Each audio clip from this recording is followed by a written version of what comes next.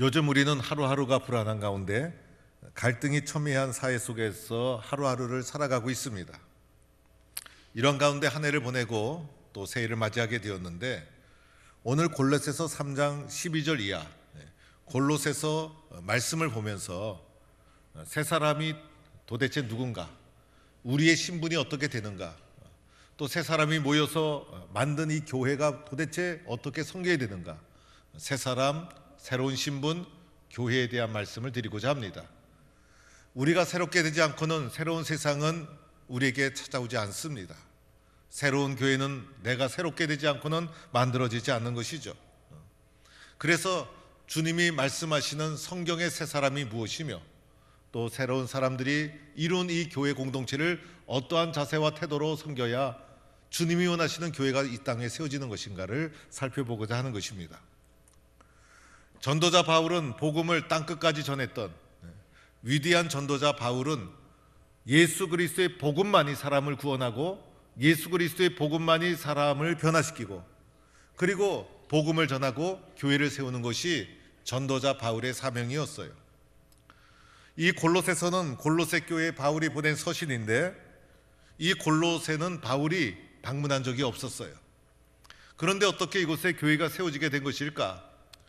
바로 이 골로새에 살던 에바브라라는 사람이 에베소를 방문하게 됩니다. 마침 에베소에서 복음을 전하던 바울을 만나게 되었고, 바울을 통해 복음을 전해 듣고 그리스도인이 됩니다. 이 에바브라가 자신의 고향 골로새로 돌아가 바울이 전했던 복음을 가지고 교회를 세운 것이 바로 골로새 교회라 할 수가 있습니다. 바울이 찾아간 적도 없고 바울이 전하지도 않았는데 복음이 딱 전해지고 교회가 세워졌어요.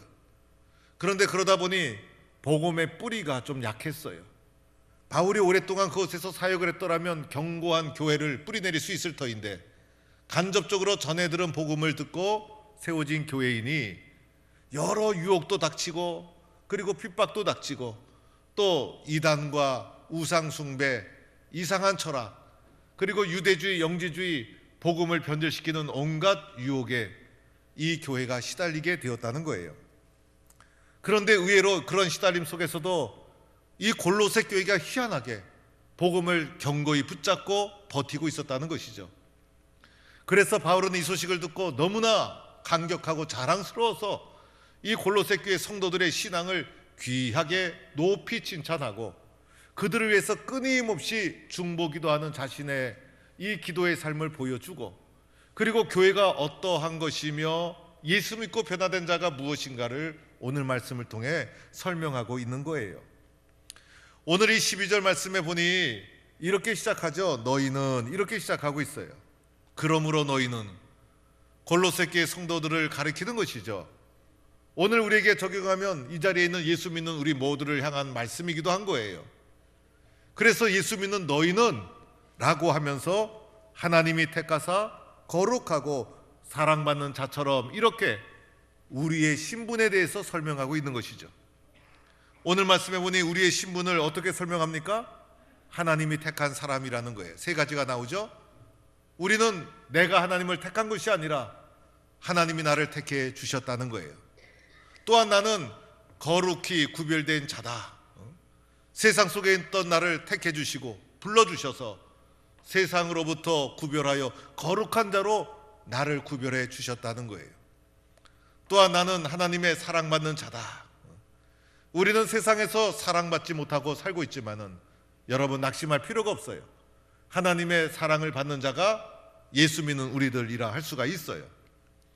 이것이 우리들의 새 생명, 새 사람, 이렇게 변화된 신분을 가지고 있는 것이 우리들의 모습이라 할 수가 있어요.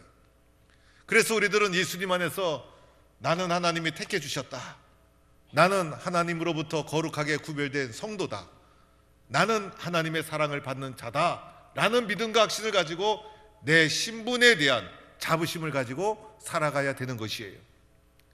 그런데 이렇게 새 사람 된 사람들의 구체적인 특징이 이어서 나와요. 이런 새 사람 된 사람들이 세상을 살아갈 때 구체적으로 어떠한 마음과 어떠한 태도를 가지고 살아가야 되는가? 오늘 이 새 사람의 특징에 대해서 이어지는 말씀에 보면 그대로 나오죠.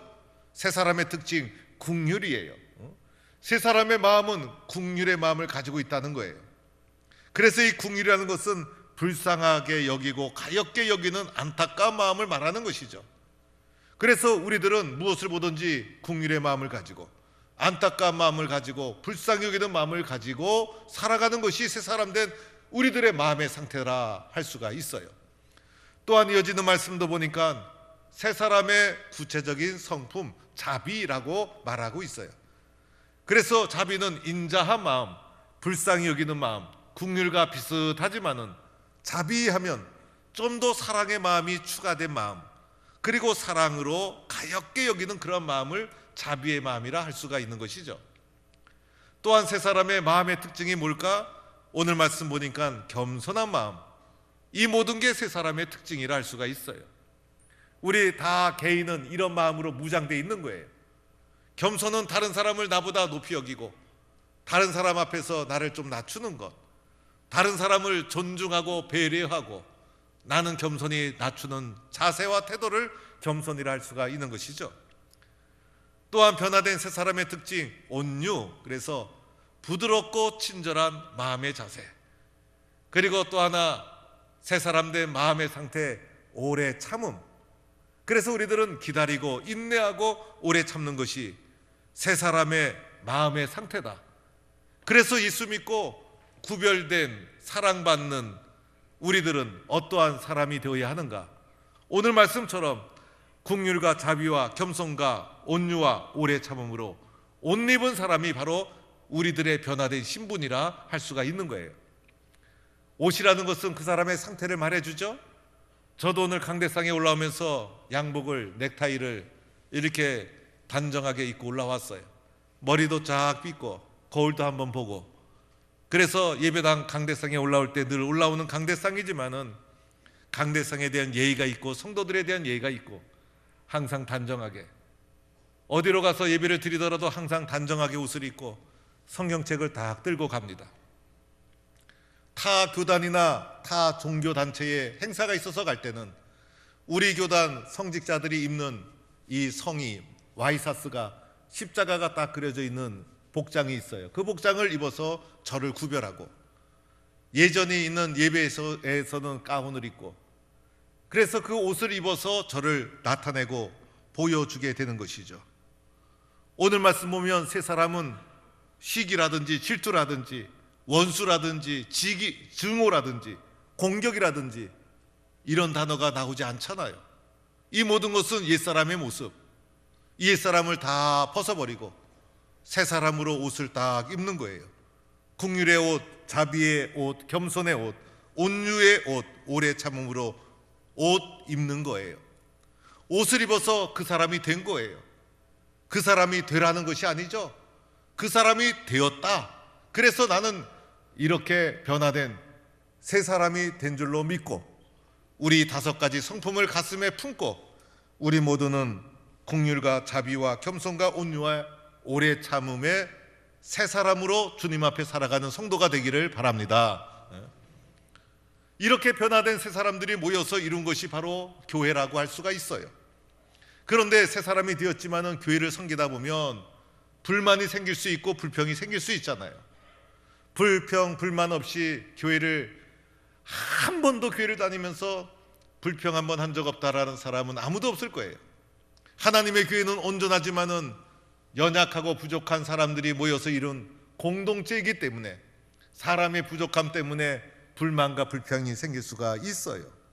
그것이 바로 교회라고 할 수 있어요. 특별히 열심 있는 곳에 상처가 되고 열심 내다 보면 불평이 생길 수 있고, 그 불평과 불만을 잘 해결하지 못하면 교회 갈등으로 비화가 되고, 그런데 이 문제를 어떻게 해결할까?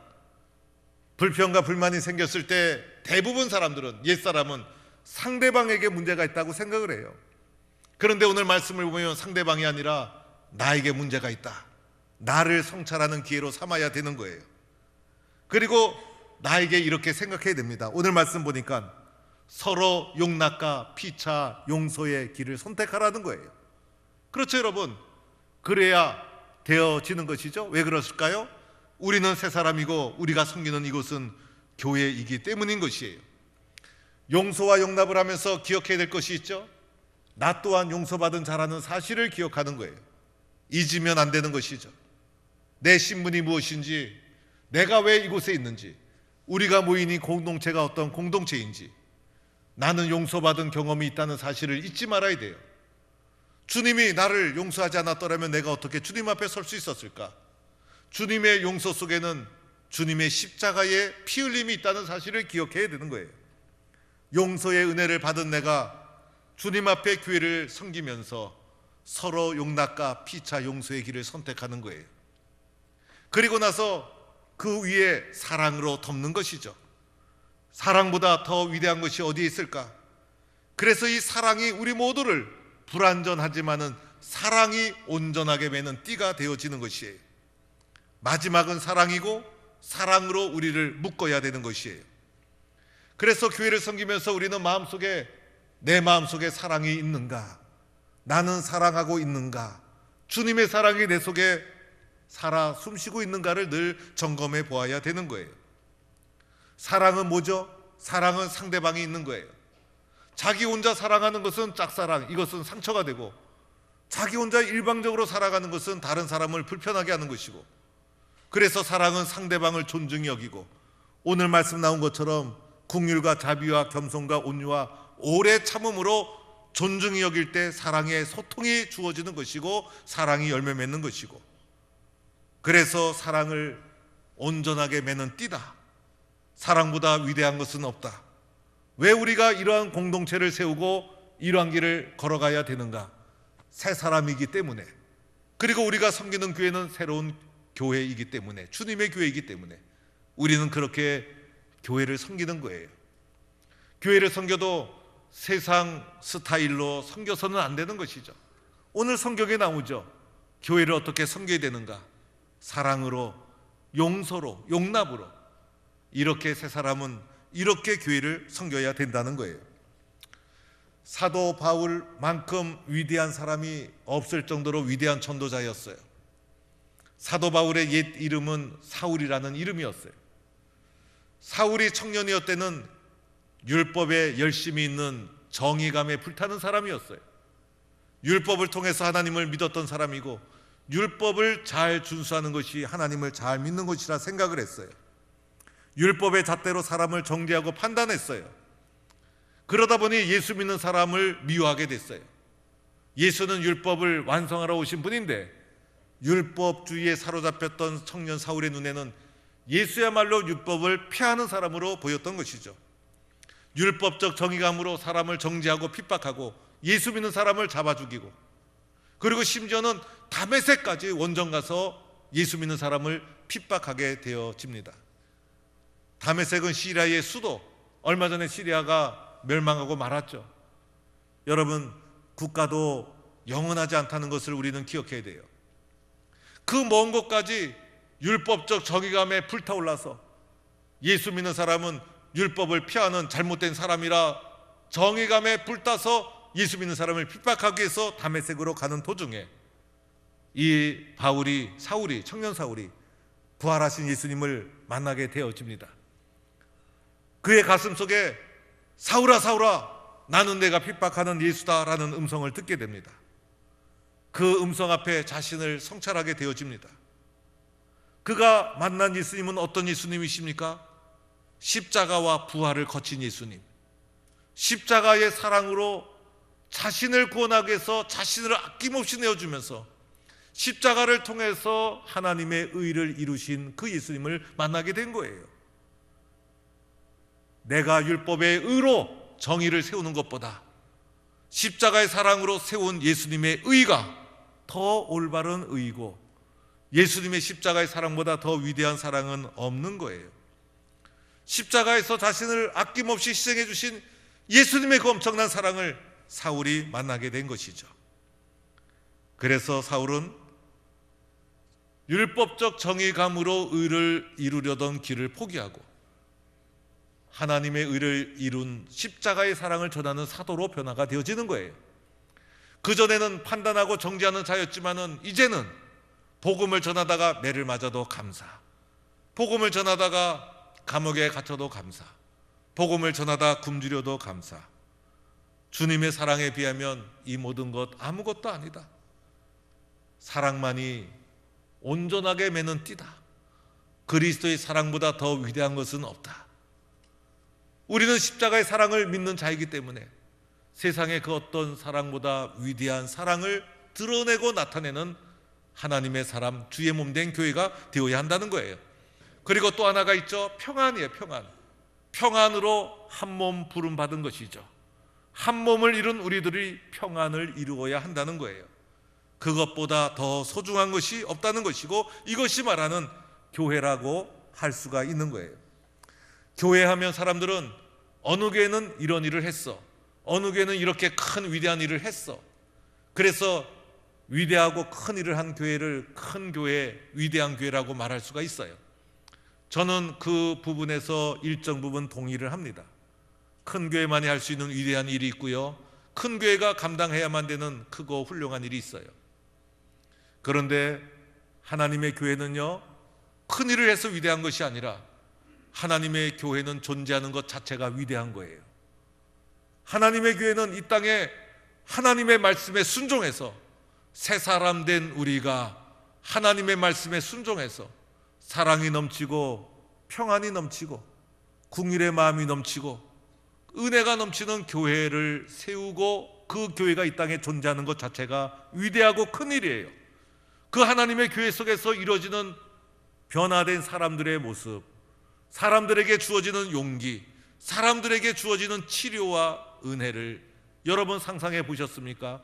교회만이 사람을 만들고 사람을 세우는 거예요.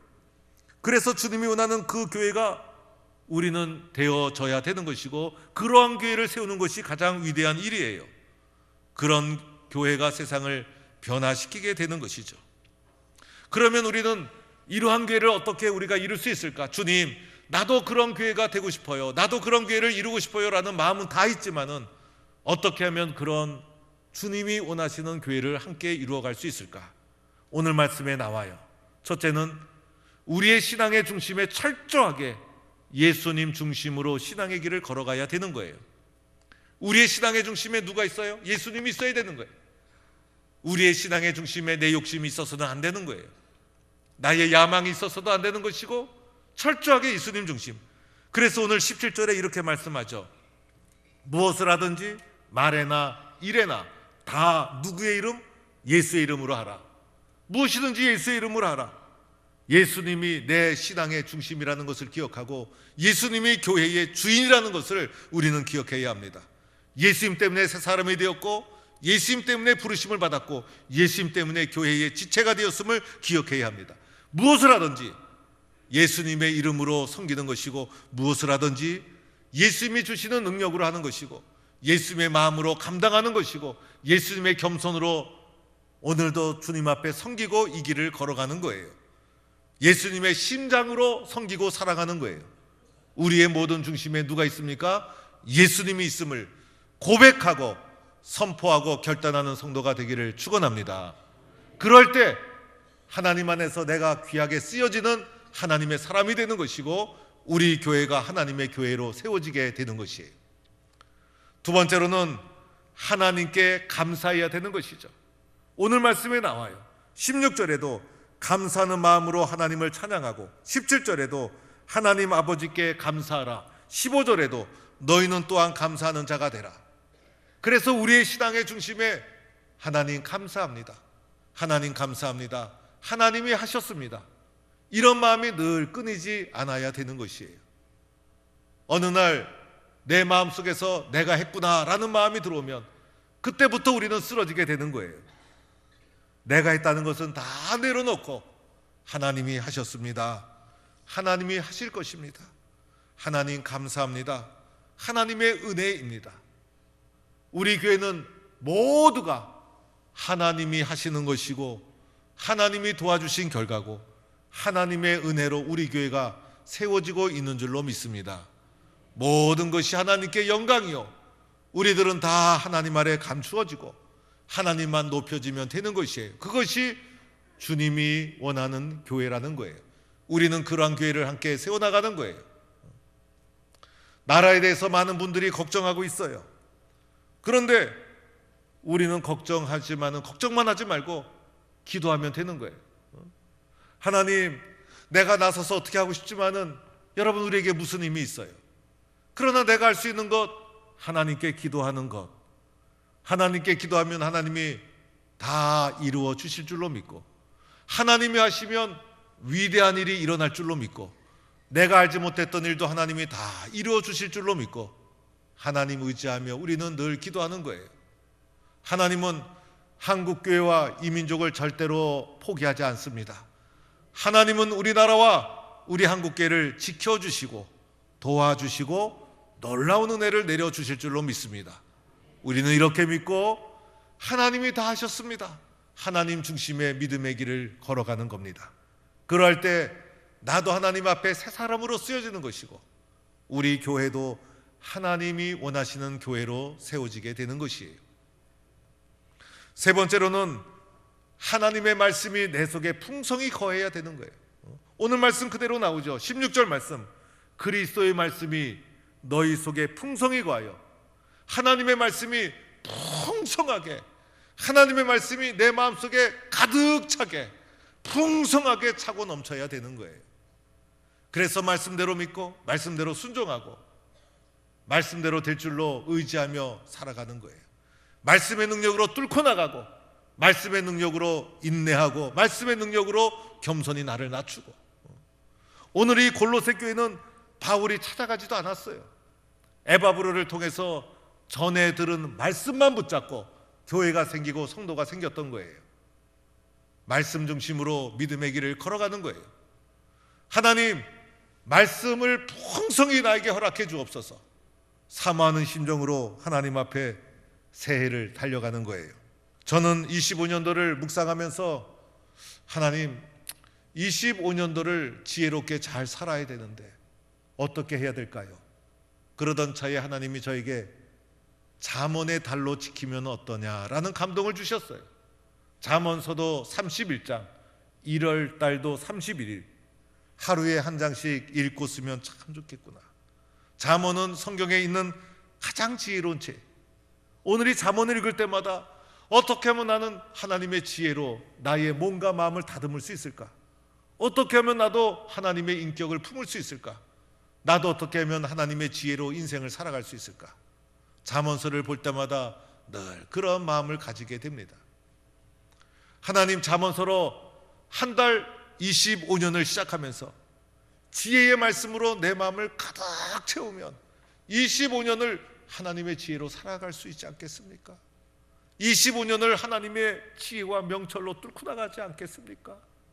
잠언서의 말씀으로 무장해서 기도하면서 달려가면 25년도가 우리의 인생의 가장 값진 해가 되지 않겠습니까? 이런 감동이 마음속에 왔어요. 1월 달에 잠언 읽고 쓰는 이 운동에 우리 성도님들 기도하는 마음으로 다 동참했어요. 우리 모두가 하나님의 지혜로 가득 찬 말씀이 풍성한 하나님의 사람이 되는 거예요. 하나님이 원하시는 삶의 지혜로 인생의 어려움을 헤쳐나가는 거예요. 잠언은 하나님의 지혜가 쓰여진 책. 이 운동에도 우리 성도님들 다 동참해 주세요. 송구 영신 예배 31일 그날 오시면 여러분 잠언 노트를 여러분이 받을 수가 있을 거예요. 오늘 우리는 나는 새 사람이다. 나는 새 생명을 얻은 자다. 그리스도 예수 때문에 새 사람이 되었다. 나에게는 주님이 주신 긍휼과 자비와 겸손과 온유와 오래 참음으로 옷 입은 새 사람이다. 나는 교회를 섬겨도 믿음의 길을 걸어가도 철저하게 예수님 중심, 하나님께 영광, 말씀 중심으로 살아가겠다. 이런 결단을 통해서 주님이 기뻐하는 그 교회를 함께 세워나가는 복된 성도가 되기를 간절히 축원합니다.